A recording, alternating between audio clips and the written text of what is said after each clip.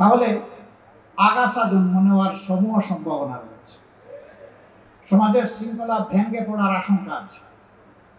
তৃতীয় পক্ষ জুলুমবাজরা আবার মাথা তুলে দাঁড়ানোর প্রয়াস চালাতে হবে। তবে এটা ঠিক, একটা দেশে যারা জনগণের উপর গণহত্যা সংগঠন করেছে, গণহত্যাকারীদের জনগণের ময়দানে রাজনীতি করার কোনো অধিকার থাকতে পারে না। রাজনীতি করবে তারা যারা মানুষের কল্যাণে নিবেদিত হবে, দেশ এবং রাষ্ট্রকে, জনগণকে যারা ন্যায়, ইনসাফ, শান্তি এবং সমৃদ্ধি উপহার দেবে। রাজনীতি করার অধিকার কেবল তাদের থাকবে, অন্য কারণ না। এবং রাজনীতি করতে হবে দেশের মানুষের সেন্টিমেন্টকে ধারণ করে, আকাঙ্ক্ষাকে ধারণ করে। বাইরের কারো তুষ্টির জন্য দেশে রাজনীতি আর চলবে না। এবারকার এই আন্দোলন ছিল ইন্ডিজিনাস, দেশের মানুষই বুকের রক্ত দিয়ে আন্দোলনকে সফল করেছে। বাইরের কারো সাহায্যের আমাদের প্রয়োজন হয়নি। যেই জাতি এই দেশকে স্বৈরাচারের কলঙ্ক মুক্ত করেছে বুকের রক্ত দিয়ে, সেই জাতি এই দেশের স্বাধীনতা, সার্বভৌমত্বের পাহারাদারি করতে হবে কারো সাহায্য ছাড়াই, ইনশাআল্লাহ। তবে যেহেতু বিশ্বসভার আমরা একটি দেশ, সদস্য দেশ, সেই কারণে বিশ্বসভার দেশগুলোর মধ্যে পারস্পরিক যে শুভ সম্পর্ক থাকে, আমরা সেই সম্পর্ক সকলের সাথে বহাল রাখতে আমরা অঙ্গীকার করব। আমাদের সংবিধানে বলা হয়েছে, বাংলাদেশের সংবিধানে, যে প্রত্যেকটি সভ্য গণতান্ত্রিক দেশের সাথে আমাদের সম্পর্ক হবে বন্ধুত্বপূর্ণ, কারোর সাথে আমরা শত্রুতা করব।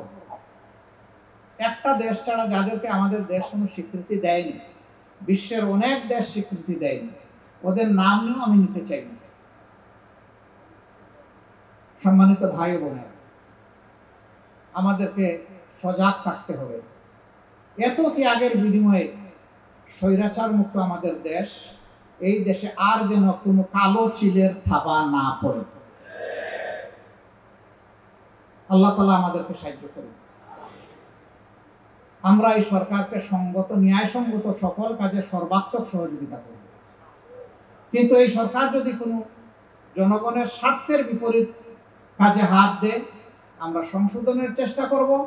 কথা যদি তারা আমাদের পরামর্শ শুনতে না চান, সবার আগে আমরাই প্রতিবাদ করব। এটি আমাদের নাগরিক দায়িত্ব, এটি আমাদের রাজনৈতিক অঙ্গীকার। এই ব্যাপারে কোনো ছাড় নেই। তবে আমরা আশাবাদী যে তাদেরকে ওরকম কোনো দৃষ্টি আকর্ষণী কিংবা তাদের কোনো কর্মের প্রতিবাদ করার আমাদের দরকার হবে না। আমরা আশা রাখবো তারা জনগণের আবেগকে, প্রত্যাশাকে, চেতনাকে তারা সঠিকভাবে উপলব্ধি করে সামনের দিকে এগিয়ে যাবেন। ইতিমধ্যে কিছু কাজ করতে গিয়ে একটু ব্যস্তম হয়ে গেছে, আমরা দৃষ্টি আকর্ষণ করেছি। হতেই পারে, মানুষ মূল ব্যক্তিগতভাবে করে, সামষ্টিকভাবেও করে। আর সরকারের বেশি দিন হয়নি, সরকারের এতটুকুই বয়স। এই বয়সে তাদের কাছে পরিপূর্ণ সার্ভিস আমরা প্রত্যাশা করি না। তবে কাজ যেটাই করবেন সেটা নিখুঁত হওয়া চাই। কাজ যাই করবেন এটার মধ্যে যেন কোনো ভেজাল না থাকে। সম্মানিত ভাইরা, আমি এখানে কথা বেশি বাড়াতে চাচ্ছি না। এই কথাগুলা বলে আসুন জাতিকে বিভক্ত না করে দল, মত, জাতি, ধর্ম নির্বিশেষে জাতীয় স্বার্থের জায়গাটায় আমরা সকলে ঐক্যবদ্ধ হই এবং জাতীয় স্বার্থে কারো কাছে আমরা আপোষ না করি, কারো সাথে আমরা আপোষ না করে, কারো সামনে মাথা নত না করে আমরা শুধু আল্লাহ তাআলার কাছে মাথা নত করি। যদি আমরা আল্লাহ তাআলার কাছে মাথা নত করে আল্লাহকে ভয় করি, একটা কেয়ারিং সোসাইটি, একটা দরদি সমাজ যদি আমরা গড়তে পারি, ইনশাআল্লাহ এই দেশের বুকে শান্তি নেমে আসবে। মানুষ তার জীবন, তার সম্পদ এবং তার ইজ্জতের নিরাপত্তার গ্যারান্টি পাবে। আর সেই গ্যারান্টিটি দিতে পারে আল্লাহর বিধান, যে আল্লাহ মানব জাতির স্রষ্টা এবং সমস্ত সৃষ্টির স্রষ্টা। আমরা সেই আদর্শকেই বুকে লালন করি, ধারণ করি। এটি শুধু মুসলমানদের জন্য আসে নাই, এটা বিশ্ববাসীর জন্য এসেছে। এমনকি শুধু মানুষের জন্যও না, চিন্তা করলে দেখবেন যে এটা সমস্ত সৃষ্টির জন্য শৃঙ্খলার বিধান। সেই বিধানের দিকে আমরা সকলকে আহ্বান জানাচ্ছি। সাংবাদিক বন্ধুদেরকে এখানেই ধন্যবাদ জানিয়ে তাদেরকে অনুরোধ করব যে তারা আপাতত আমাদের কাছ থেকে তারা বিদায় নেবেন। বিকালে ইনশাআল্লাহ আবার তাদের সাথে আমাদের দেখা হবে, আমরা প্রত্যাশা রাখি। আর যেহেতু বাকি সেশনটা আমাদের ক্লোজ সেশন হবে, এই জন্যে এই ভাইটা আমাদের সম্মানিত মেহমান, এখানকার যারা আয়োজক আছেন তাদেরকে আমরা অনুরোধ করব এই ভাইদের প্রতি আপনাদের মেহমানদারের দায়িত্বটুকু আপনারা পালন করবেন এবং তাদেরকে সুন্দরভাবে আপনারা বিদায়ের ব্যবস্থা করবেন। সবাইকে ধন্যবাদ। এখন আমরা পরবর্তী সেশনের জন্য একটু অপেক্ষা করব, আমাদের ভাইদের এগুলা গুছাইতে একটু সময় লাগবে।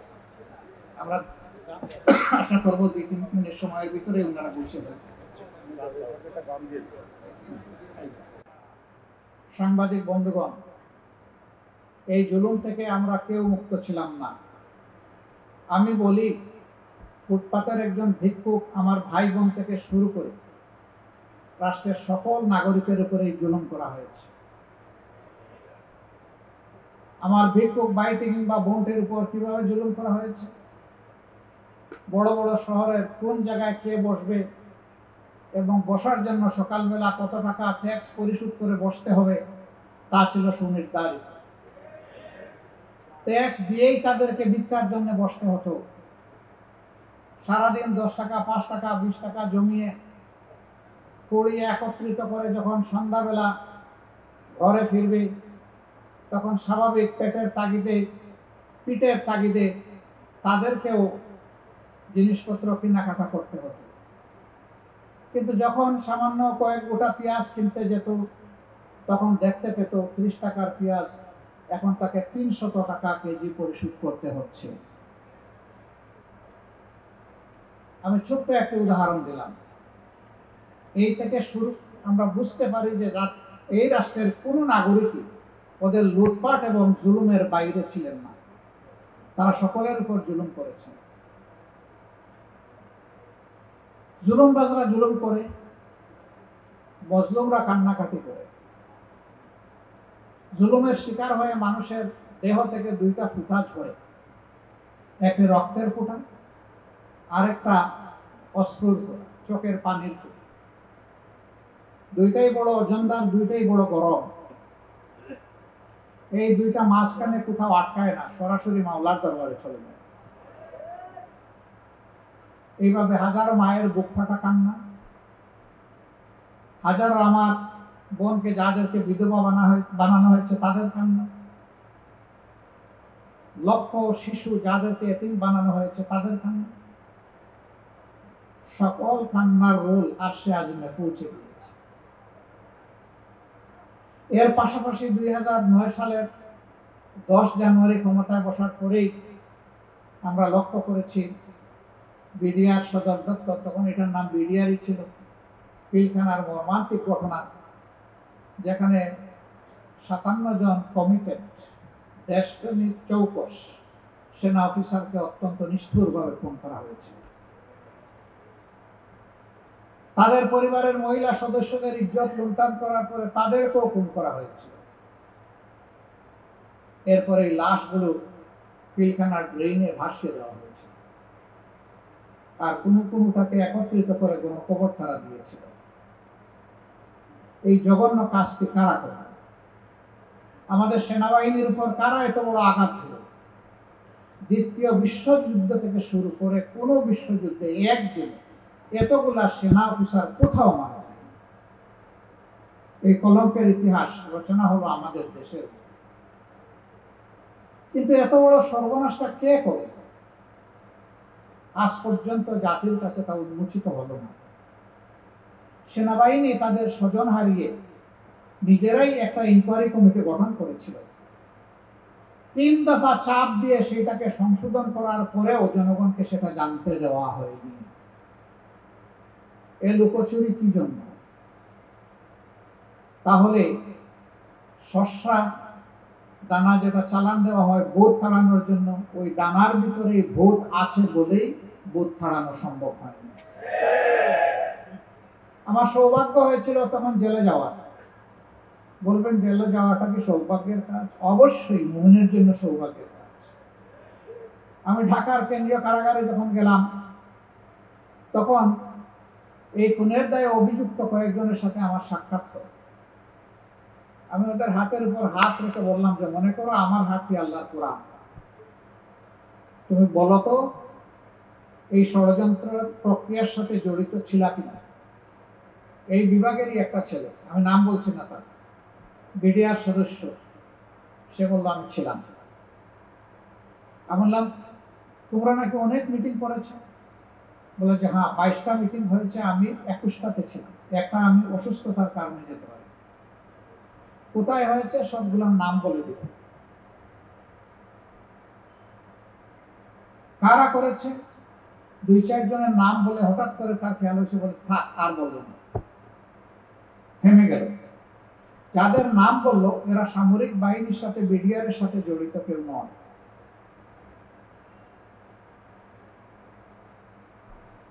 আফসোস, এই বিষয়টাকে কেন্দ্র করে সামরিক বাহিনীর প্রতিসাধন করা হলো, আর বিডিআর নামের আমাদের গর্বের যে বাহিনী ছিল এটাকে শেষ করে দেওয়া হলো। 15,000 সদস্যের বিরুদ্ধে মামলা করা হলো, 500-র অধিক চাবুকের তলে জীবন দিয়ে দুনিয়া থেকে বিদায় নিল। আরো 500-700-এর বিরুদ্ধে, তাদের বিরুদ্ধে এখন ফাঁসির আদেশ ঝুলছে। কিন্তু সামগ্রিক প্রক্রিয়ার সাথে এত মানুষ জড়িত ছিল না। তাহলে এক বিলে 2 পাখি শেষ হয়ে গেল। আমাদের দাবি, এখন যে সরকার আছে তাদেরকে সত্যটা বের করে আনতে হবে। কারাই সর্বনাশ করেছে জাতি তাদেরকে চিনতে চায়, তাদেরকে জানতে চায়। এই কাজ যারা করেছে নিঃসন্দেহে তারা দেশের বন্ধু না শত্রু? আবার বলেন, তারা বন্ধু না শত্রু? শত্রুদেরকে চিহ্নিত না করতে পারলে ভবিষ্যতে এই জাতির আরো তারা সর্বনাশ করবে। এদেরকে চিহ্নিত করতে হবে, এদেরকে আইনের আওতায় আনতে হবে। আর নির্দোষ বিডিআর সদস্য যারা এখন জেলের ভিতরে দুকে দুকে মরছে, ইনসাফের দাবি হচ্ছে তাদের বিষয়ের পরিসমাপ্তি টেনে তাদেরকে মুক্ত করে দেওয়া। কিন্তু সত্যিকারের দোষী যারা, তাদের অবশ্যই মুক্ত করা ঠিক হবে না। এদেরকে তাদের উপযুক্ত শাস্তিটা বুঝাই দেবে। সম্মানিত ভাইরা, সেই থেকে যে বাংলাদেশের সর্বনাশের কাজটা শুরু হলো 4 আগস্ট 2024 পর্যন্ত অব্যাহত থাকলো। প্রথম আঘাতের পর দ্বিতীয় আঘাত দেওয়া হয়েছিল জামাত ইসলামের উপর। 1.5 বছরের মাথায় 2010 সালের